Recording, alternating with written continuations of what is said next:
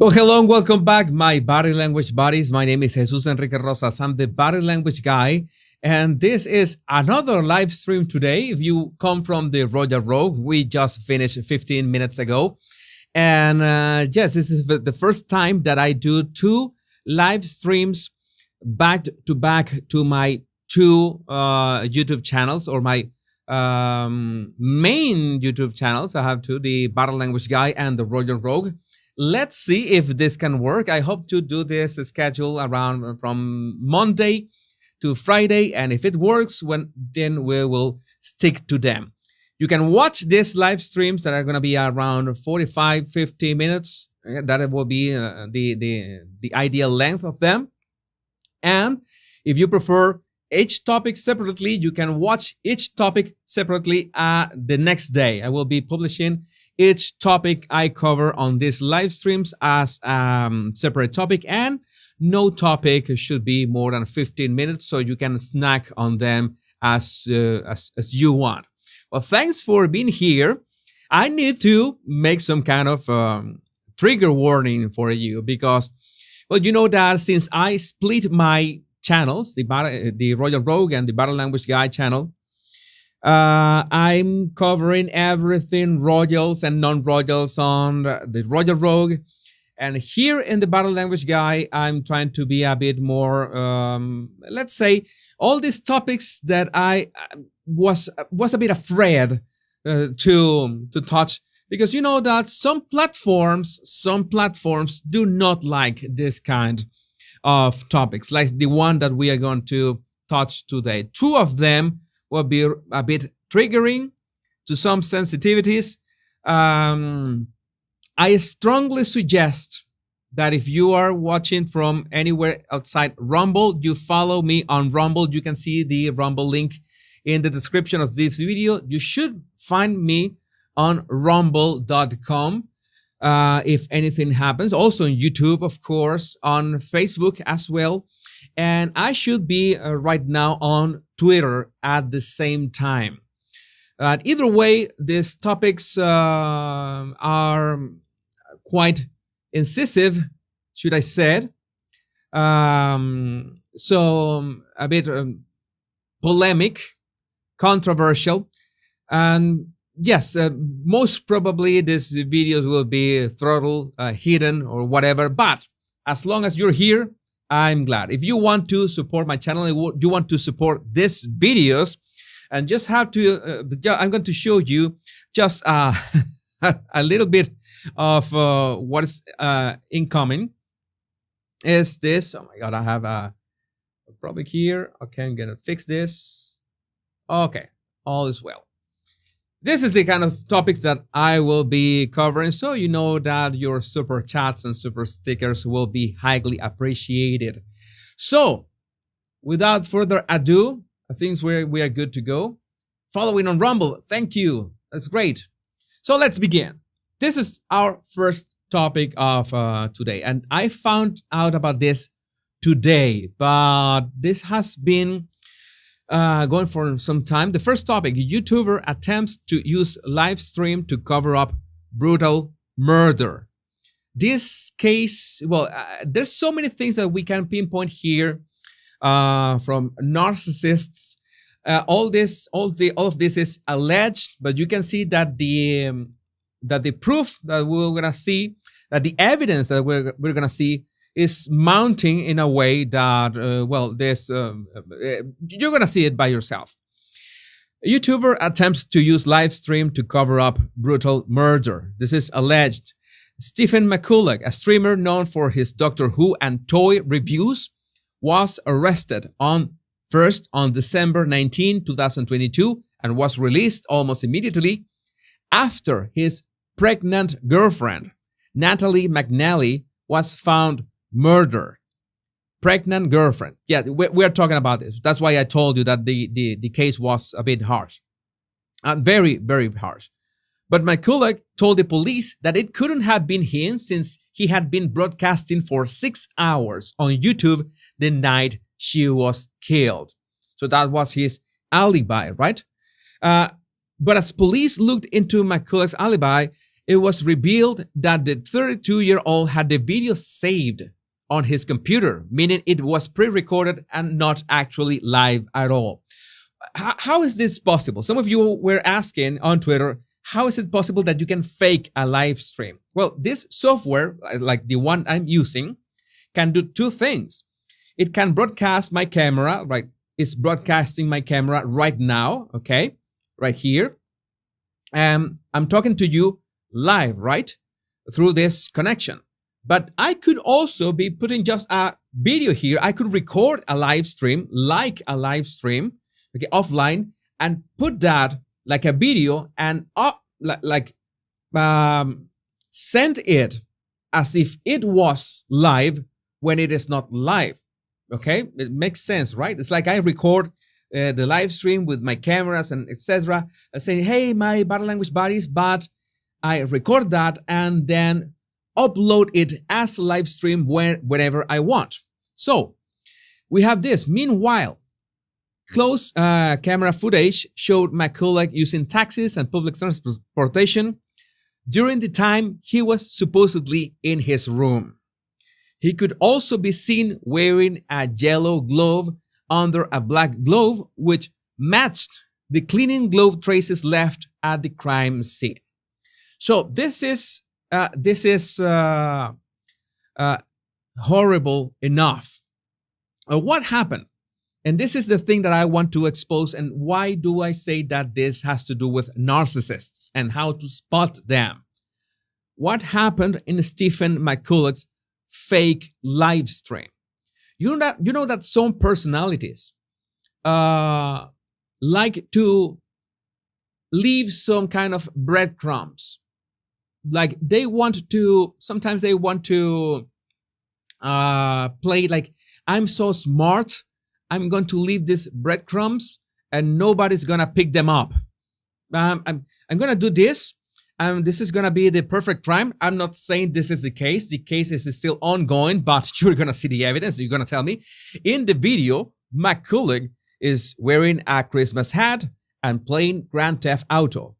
Multiple times during the video, McCulloch tells his viewers that there are a bunch of technical issues that wouldn't allow him to interact with chat.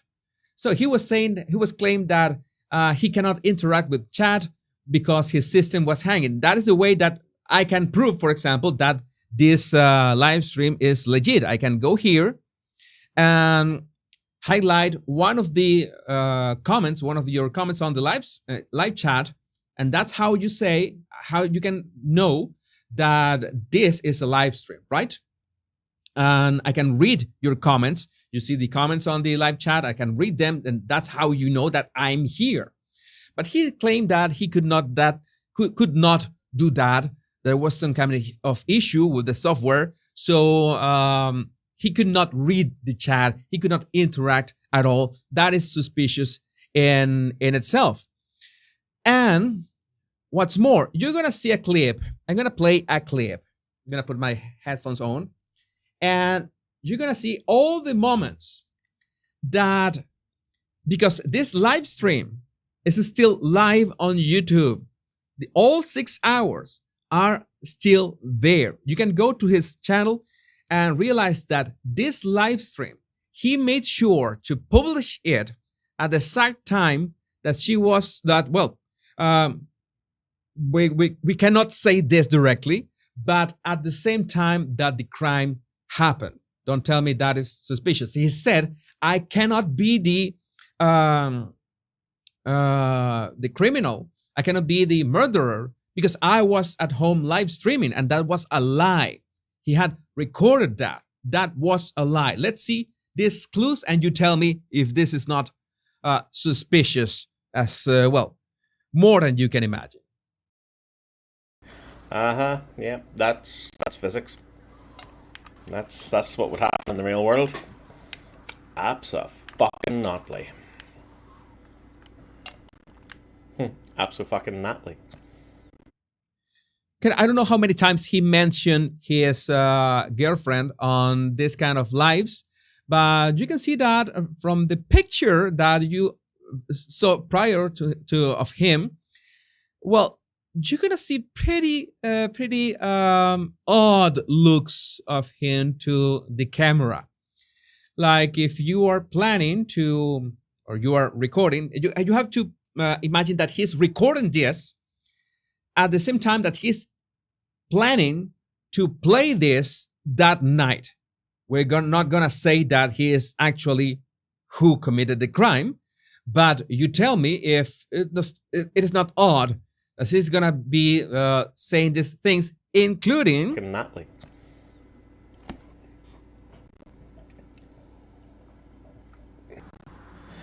this. So I like sticking to just doing crimes in a video game. Keeps things simple, mate. Okay, you might think, you might say, and I will agree with you, that most streamers have this kind of dialogue. That's why I stick to doing crimes in video games, because it keeps things simple. But it's still like he wanted to get away with something. And his attitude was, I don't think it was the best. We also have this. At some point of the live stream, in an intermission, he got this up, live stream back soon. And all of a sudden, we see this image. No time to die. No time to die, and it just goes away. It is such a coincidence that when you grab the time of the murder of Natalie, it was almost an exact match of the live stream starting and this image appearing. It's like he was like an inside joke, like no time to die, time to die. I'm not making this up, and this is not a mistake. He says, "Oh my God, my finger must have slipped. That was a mistake." No, that was no mistake. He planted that to hey, look how clever I am. Yeah, this is sick. And that is not all.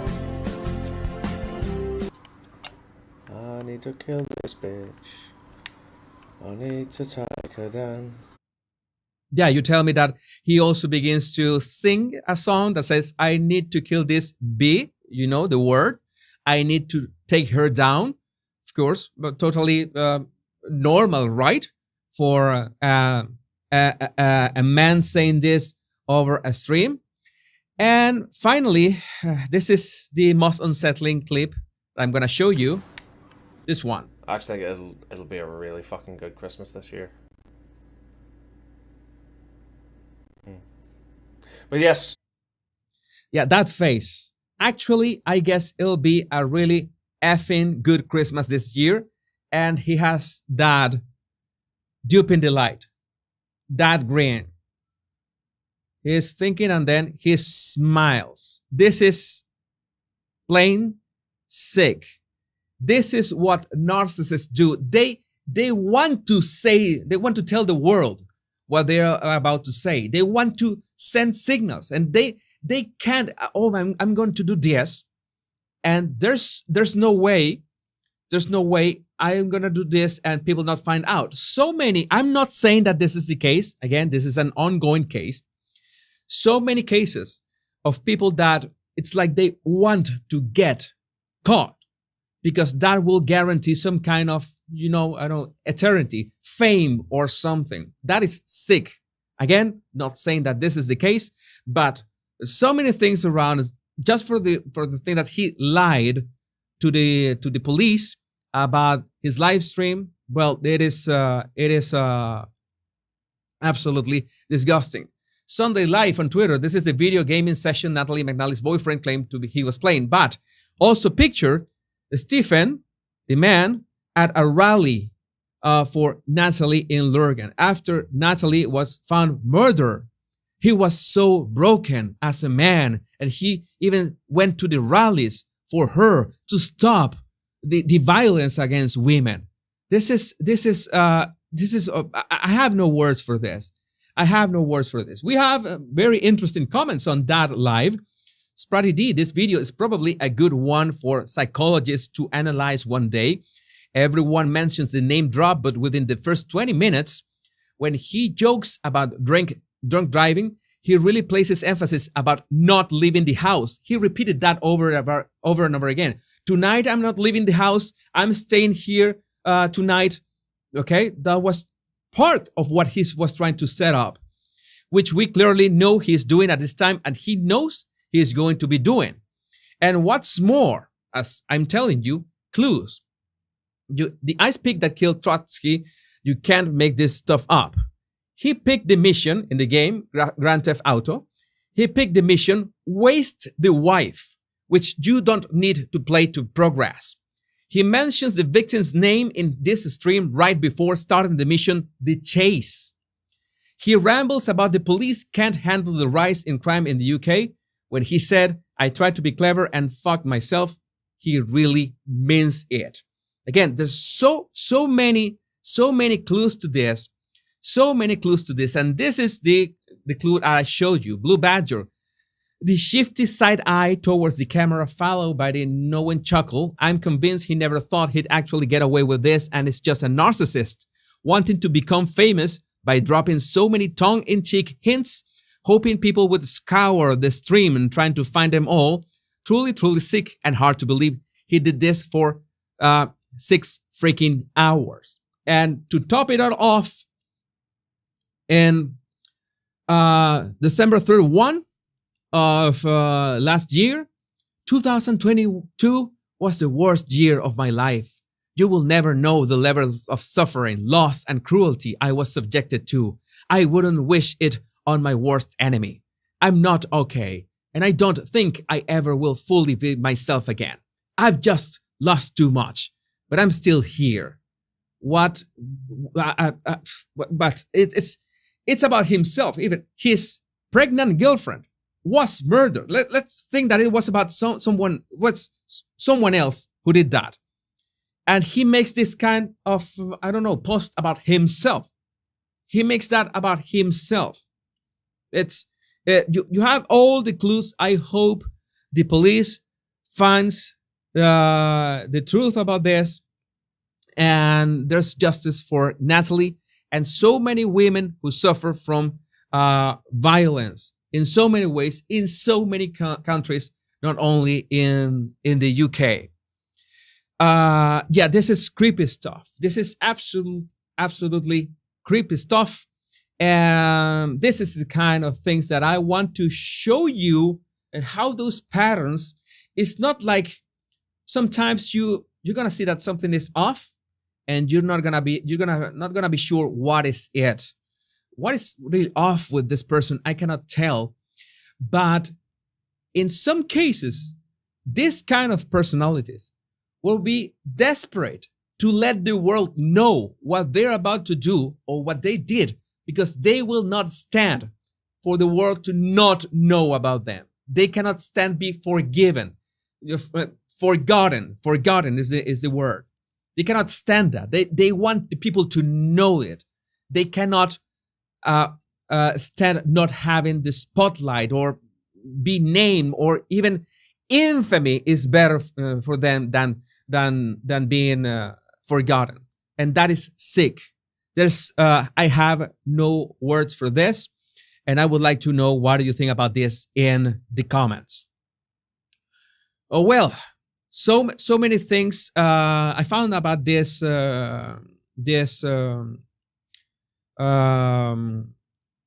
this case today.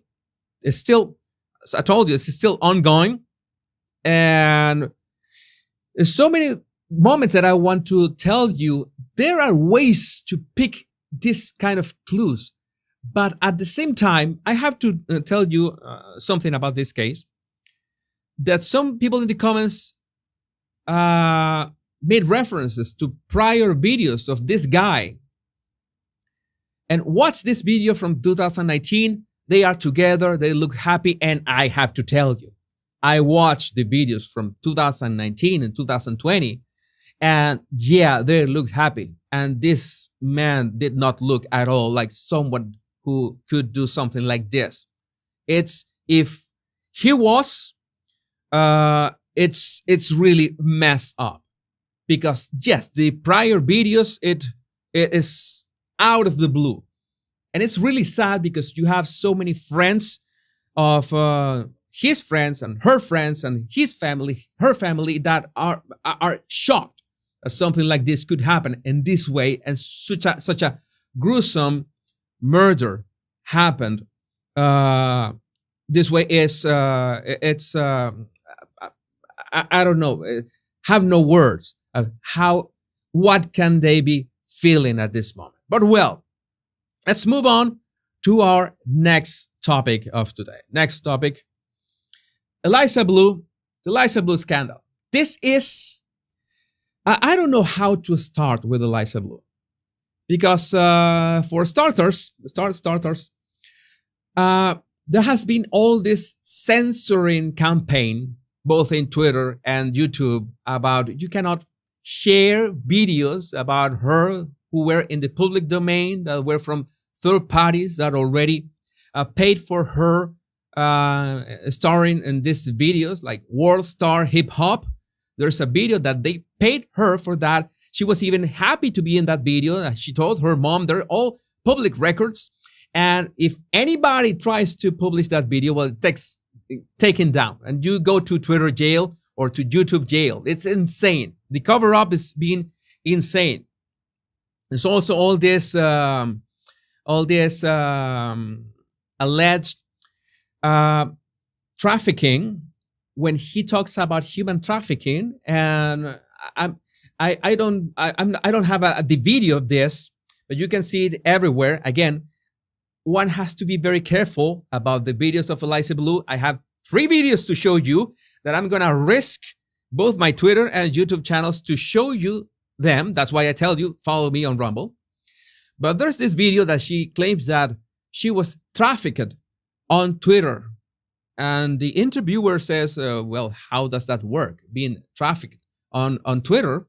And she said, well, my image was used to send people to a sketchy page and, well, make them pay for sex images and stuff. But were the images yours or your videos made without your permission? No, just my face. It was her face, put in an avatar and a fake profile, and send them to another page. So what she really meant is catfishing, not trafficking. But that's what we have so far. The case is really complex.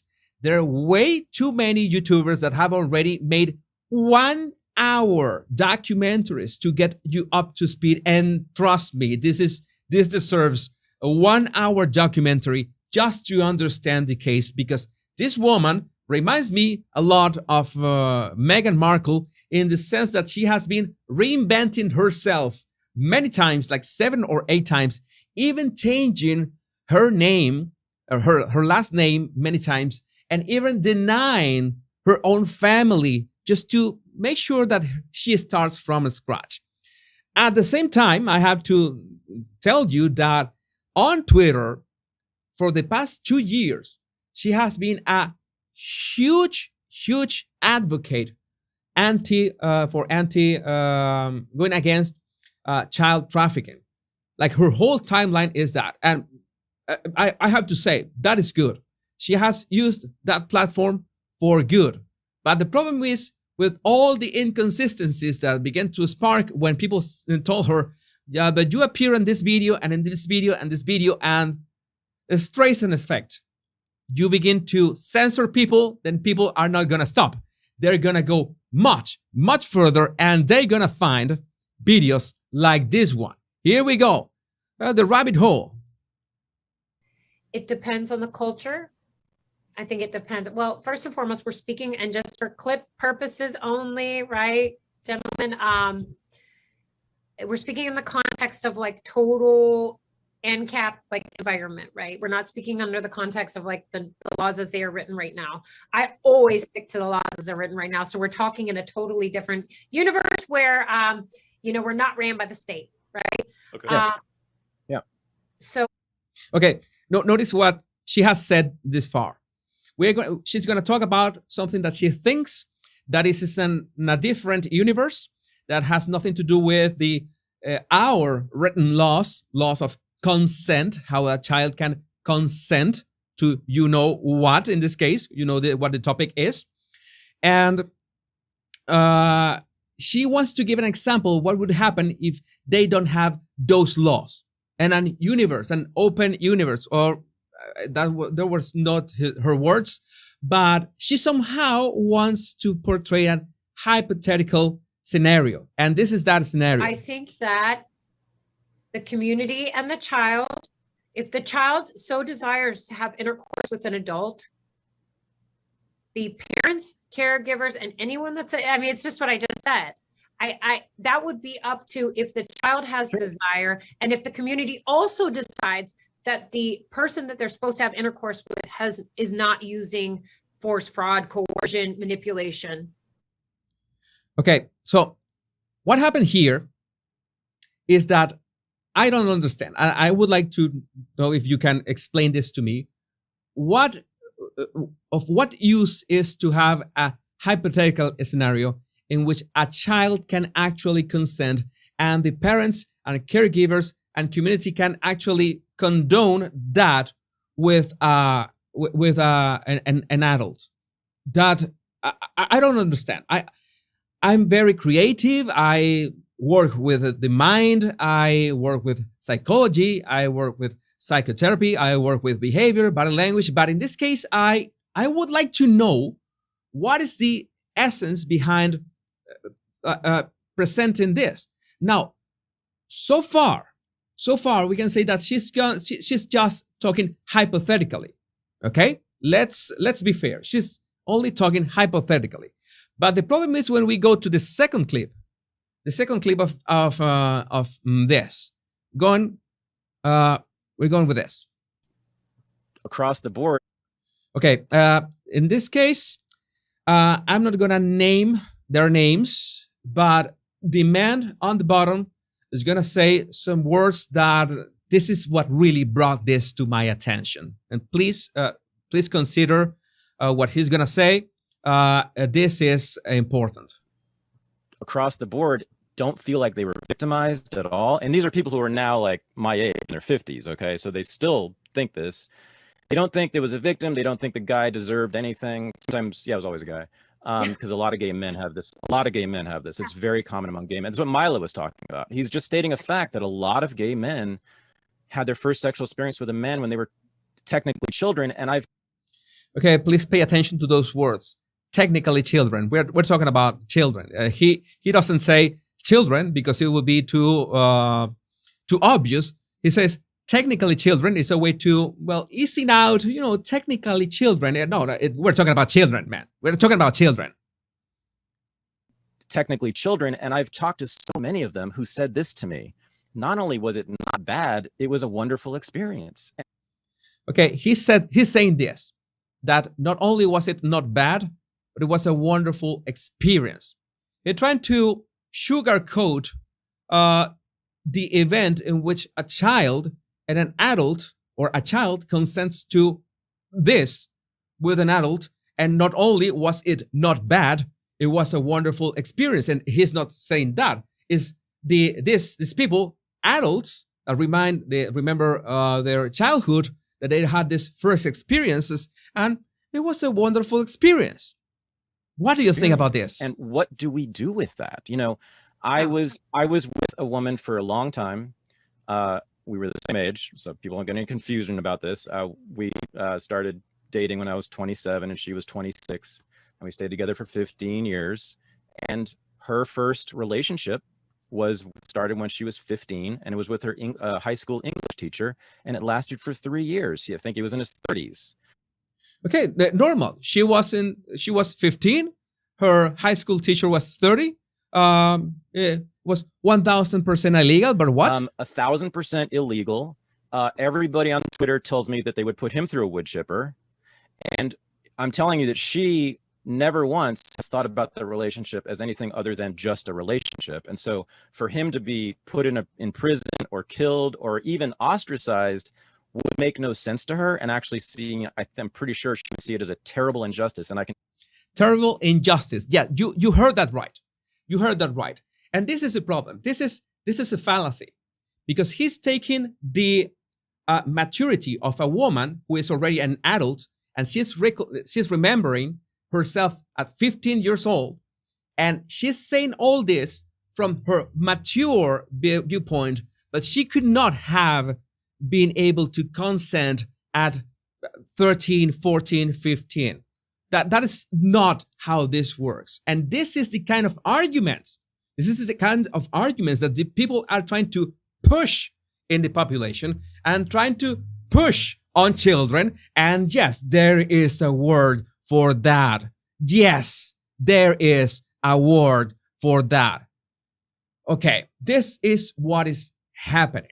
They're trying to make this fallacy that, some of these people that are adults now, when they were children, 13, 14, 15, there was a wonderful experience. So we cannot just say that it was bad.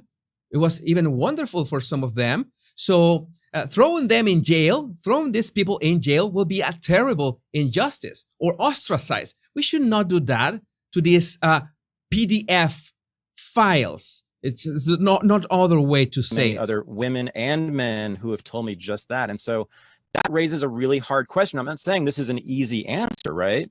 This is a tough question.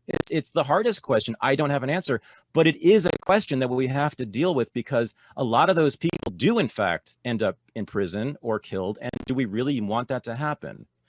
You are really asking that question. You are asking that question for real. Do we really want that to happen? I let the live chat to answer that question. Especially retroactively. You know, if you have a woman who turns out, you know, she's 50 years old, but when she was 15, this thing happened. Do we really want to go get that guy and stick him in Attica? No, notice that. If you have this woman in her 50s and it happened when she was 15, so what is the problem? That he just said that. I'm gonna replay that. In prison or killed, and do we really want that to happen? Especially retroactively. You know, if you have a woman who, it turns out, you know, she's 50 years old, but when she was 15, this thing happened. Do we really want to go get that guy and stick him in Attica? So that is a way of shaming the victims, who sometimes take years to come out and say, this happened to me. And that is a thing. That's something that we cannot discard. That is a way of discrediting people who suffer, who were, groomed, who had not the emotional tools to consent to a relationship with an adult, who were taken advantage of. So if 20 years had passed, how dare you attack these people, whom they had this wonderful relationship? They are trying to normalize this stuff. They're trying to show this stuff down our throats. And this is a clip. This is a clip that really portrays who Eliza Bleu is. I'm gonna play it right now. I think that there's a focal question that needs to be addressed.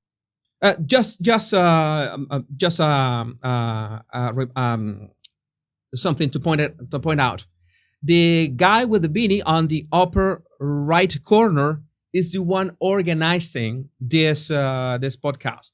His YouTube channel was taken down, by the way. He has been through some things you can imagine thanks to this. This was like 1 year ago. This was uploaded more than 1.5 years ago. Okay, and it was discovered thanks to all the censorship that was happening. Is, can a kid? Because if you're 13, I would still kind of consider you a kid. And my observation is that he was almost terrified. The guy organizing this podcast was terrified. Like you notice his body language. He was quite tense. I cannot believe these two are talking like this about this topic. Can they consent? You know, whether or not they feel okay about it once they become an adult. Can they consent? Really, it's a question that I don't have an answer for. It's tough, right? Is it tough to you, or is that clear? No, because I think when we Notice the man on the bottom. This is a tough question, right? It's a tough question. If a child can consent, look at the guy on the upper right. He's terrified. It's tough, right? And what does Eliza said? No. Or is that clear? No, because I think when we look in history, right? So when we look at life expectancy, like before, I probably would have already been dead. I mean, I'm a 40-year-old woman, so I probably would have already been dead at many points in history. So I would have had to have had children earlier. Now, with the use of modern technology, I still have a chance, right? But in the past, I would have had to start having intercourse earlier. And that would have required me to start around the time of menstruation. And sometimes children can menstruate around very young. Okay, you heard that. I think her body language says a lot. The way she talks, and she is just like, I don't know how to say, she is delighted about saying this. Like in the past, you know, I don't know, the past we are talking about what? I don't know, 5,000 years ago or 2,000 years ago, since people's life expectancy was less than 40 years old. You heard her. I would be dead by now. People did not get to 40 years old. I don't know what past she's talking about. I don't know the Pleistocene, or I don't know the Bronze Age. What kind of age is she talking about?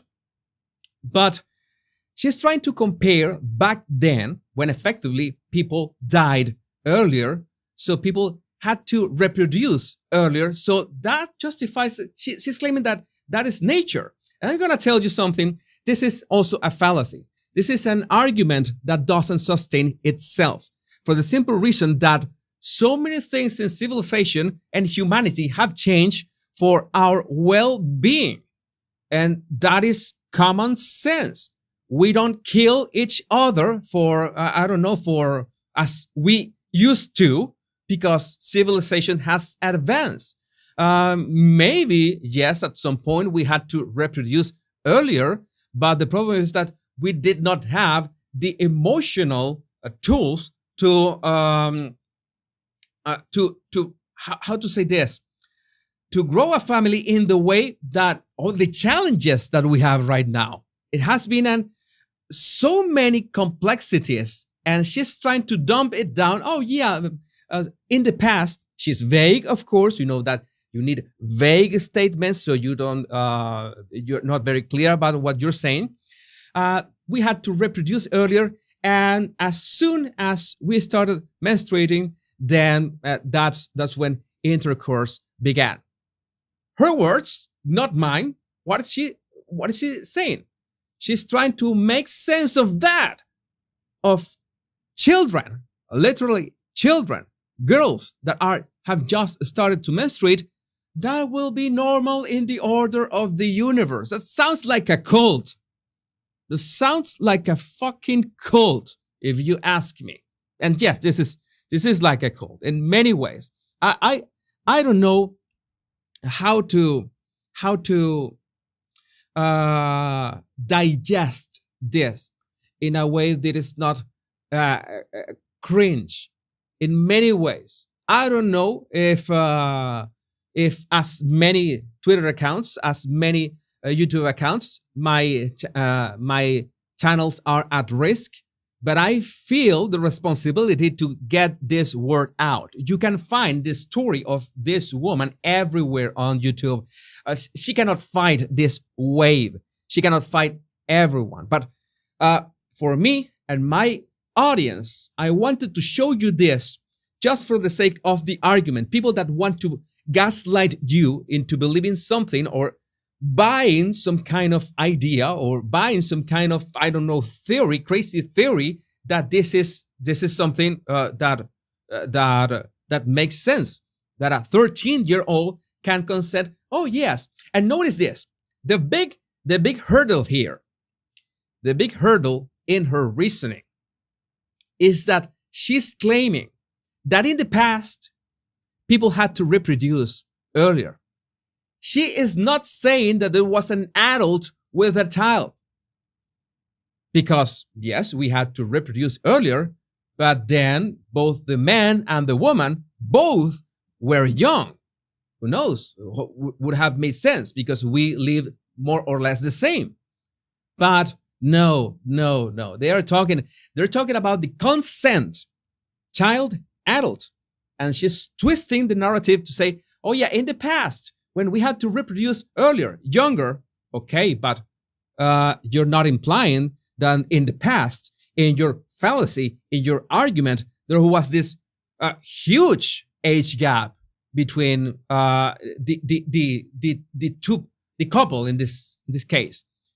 It could not be called as a couple. There cannot be a relationship because there cannot be consent, not even parent or guardians or community or whatever in her utopia, her universe, she claims it to be. This is, well, as sick and twisted as you heard that. And I don't know what to tell you. And I would love to know what do you think about this in the comments. And thank you for all your support. Yeah, this is all already, this is still happening among certain religions. She also says that this also happens in certain cultures. It doesn't mean it's right. There's so many things that happens in many cultures. And I can tell you are just plain batshit insane. Batshit insane. So the argument just does not hold. This is the kind of people. This is the kind of people out there. This is the kind of people with a platform. This is the kind of people with a Twitter account of hundreds of thousands of people. What do we have to do with this? We need to do something about this and bring awareness to this shit. This is a gutter. They are driving Western society. They're driving Western society to the ground. And I, for one, I cannot stay quiet about this. Next topic. I'm sorry about my rambling, but I have no other way of thinking about this. We have a bit a more relaxed topic. Well, between quotes, relaxed topic. We're talking about if you ever thought that your parents were fair with you in, I don't know, the ways that you thought that they could be or could not be fair with you. This AITA, which means am I the asshole on Reddit, is a question that people, they make a case and they ask the audience if you think they are the asshole in this case. So let's read this because this is a very interesting discussion and it had very interesting reactions. Parents will do things like this and then wonder why their kids never call or visit. Am I the asshole for not letting our daughter move back home? My husband and I have 3 children, 25, 16, and 13. Our oldest, a woman, moved out 3 years ago with her boyfriend and got an apartment. They were together 4 years before that, so it wasn't like she ran off with some guy she just met. We supported her decision. She was old enough and working full time. The issue is rent in our area has more than doubled in average since. The landlord raised the rent 40% in the span of 3 months, and they couldn't afford to stay there anymore. The issue is they weren't exactly swimming in cash before that. They don't really have enough for first and last in security with the market. Not that there's much to, but anyway, in the price range. So they have this huge problem. They have nowhere to go. Her daughter and her boyfriend. Their plan was to move in with her boyfriend's parents for a few months while they figure stuff out and save up. But they won't let her come in. So they proposed an idea. She'd move back in with us, him with his parents, and they save up and be gone in 6 months tops. Okay, that sounds reasonable, right? Now here comes the part that I want to share with you. The issue is me and my husband don't feel that's appropriate.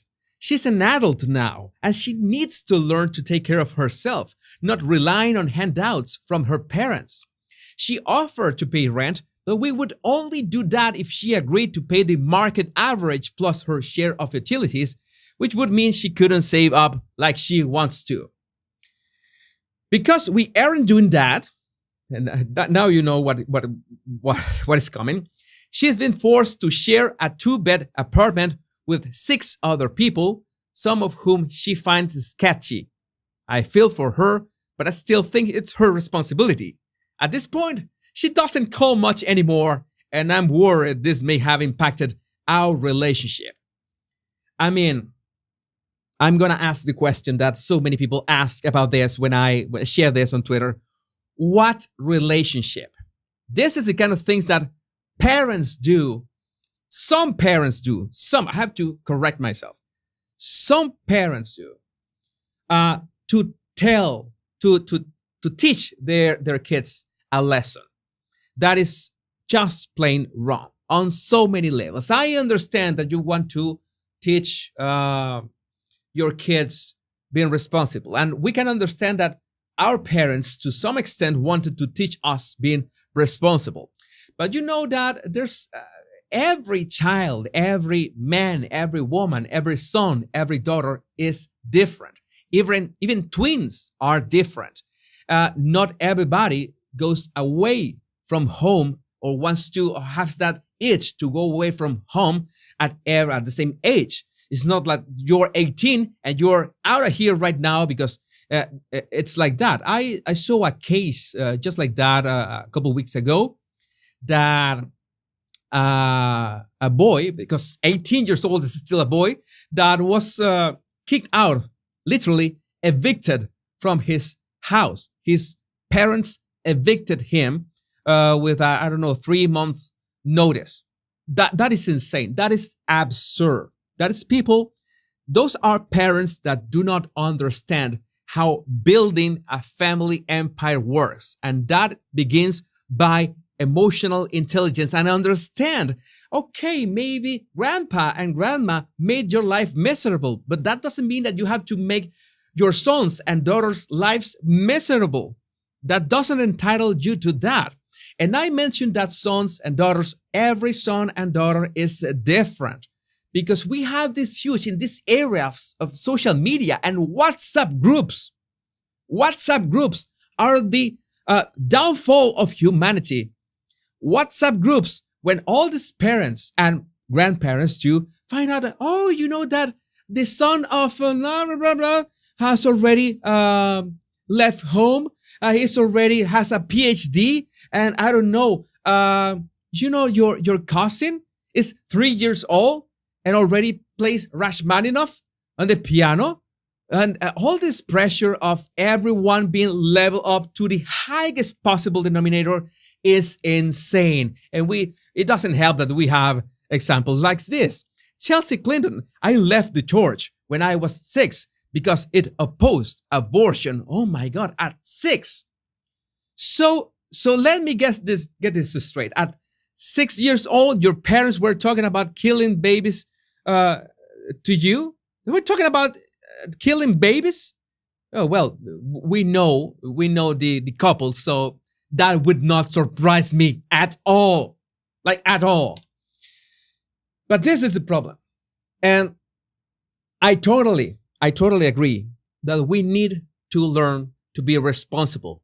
But as in every skill, as in everything that we learn in life, we need to have the lesson. This is the lesson. And we need the playground to, well, test the lesson. It cannot be like forcing things, like punishing our sons and daughter just because we had a punishing punishing fathers or mothers. That doesn't make sense. Since I was punished, I will punish downwards too, because that made me the person that I am. No. If you're thinking about that, I'm going to tell you what kind of person you are. You are bitter.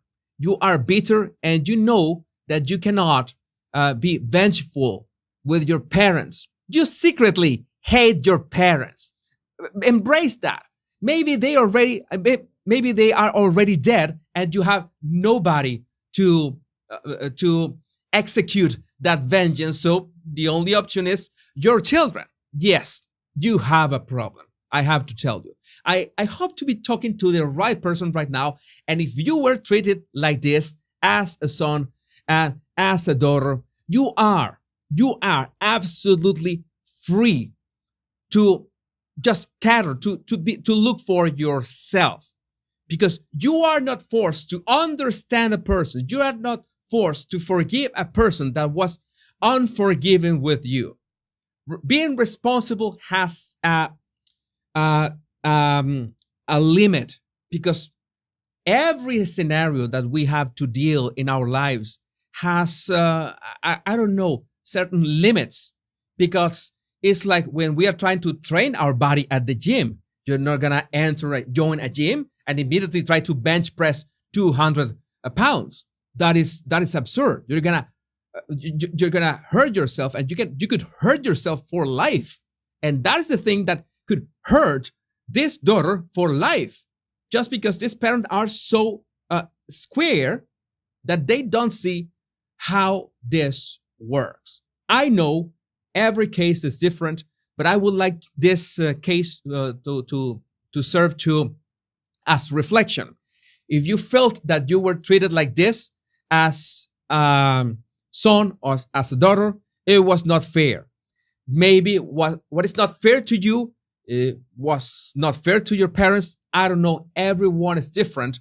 But in all cases, consider this.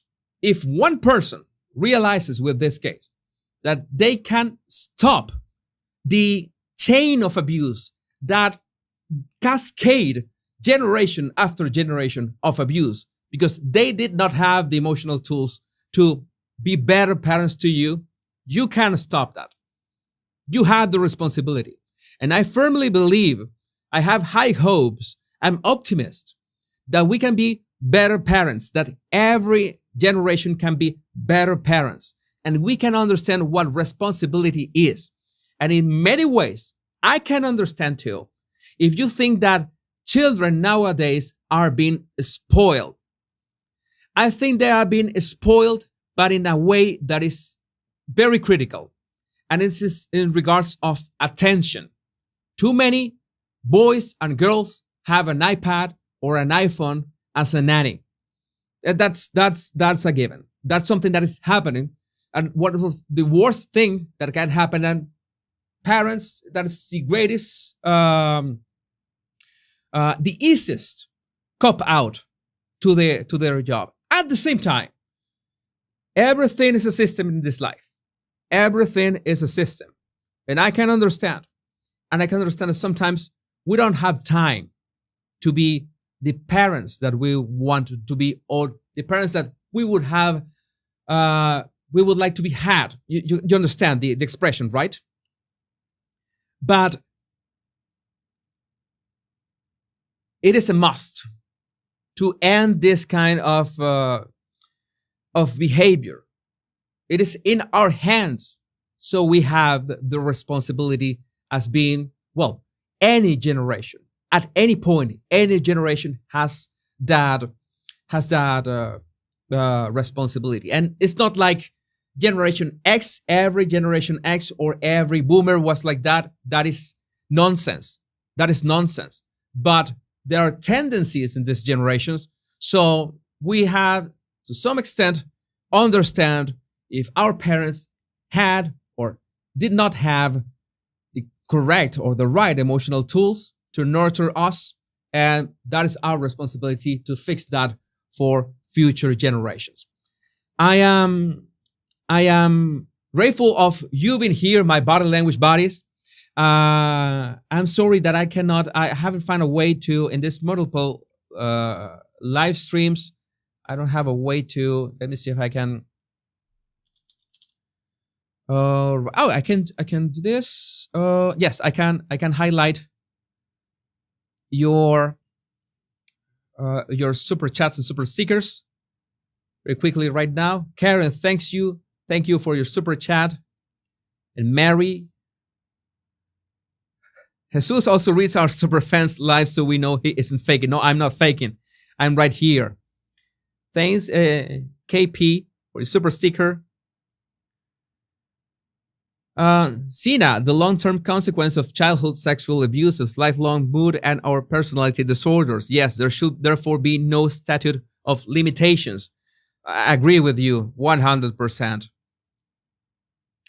And well, regarding to the Eliza Bleu topic, thank you, Jesus. I can't believe these people feel safe talking this way. I hope they are nefarious and people avoid them. I hope that too. Rain salt here. Let's see. Almost on time, 2 minutes. My body language buddies. I hope that this format works for you. If you can't catch a live, every single one of these topics, I will publish them independently as independent videos tomorrow. I think that could work. Maybe that could work. I don't know. Let me know what you think.